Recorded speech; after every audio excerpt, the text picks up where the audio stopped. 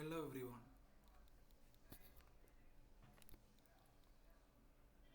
இப்போ நம்ம எக்ஸலில் star rating formula பற்றி பார்க்கலாம்.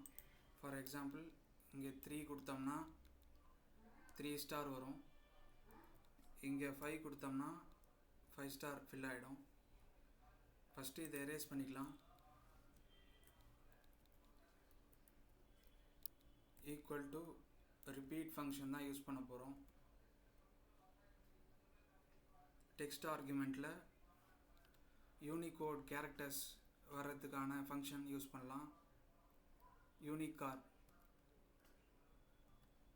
அதில் நம்பரை கொடுத்துடலாம். 9733 யூனிகோட் நம்பர், கமா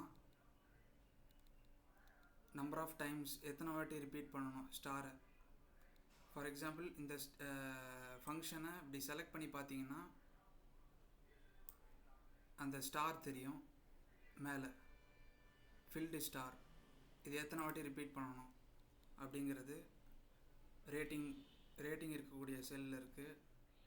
அந்த செல்லை கொடுத்துட்டு ப்ராக்கெட்டை க்ளோஸ் பண்ணிவிட்டு என்ட்ரு கொடுத்தோம்னா ஸ்டார் வந்துடுச்சு.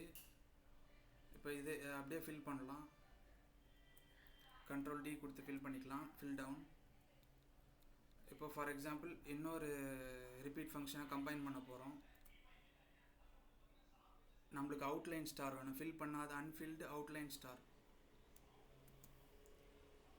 ஆம்பர்சண்ட் கன்காட்டினேட் பண்ணுறோம், ரெண்டுத்தையும் ஜாயின் பண்ணுறோம். இன்னொரு ரிப்பீட் ஃபங்க்ஷன், அதில் யூனிகார்ன்ற அதே ஃபங்க்ஷன் 9734 அடுத்த நம்பர், ப்ராக்கெட்டை க்ளோஸ் பண்ணிவிட்டு கமா எத்தனை வாட்டி ரிப்பீட் பண்ணணும். இப்போ இதை செலக்ட் பண்ணி பார்த்தீங்கன்னா, இந்த ஃபங்க்ஷனை செலக்ட் பண்ணி பார்த்தீங்கன்னா கரெக்டாக அந்த அவுட்லைன்டு ஸ்டார் இருக்கும். இப்போ எத்தனை வாட்டி ரிப்பீட் பண்ணணும் அப்படிங்கிறது. இப்போது இந்த வாட்டி மேக்ஸிமம் நம்பர் ஆஃப் ரேட்டிங்ஸ் வந்து 5 தான். அதனால் 5 மைனஸ் இந்த B2ங்கிற செல் ரெஃபரன்ஸ் கொடுத்து என்ட்ரு கொடுத்தீங்கன்னா அந்த ஸ்டார் வந்துடுச்சு.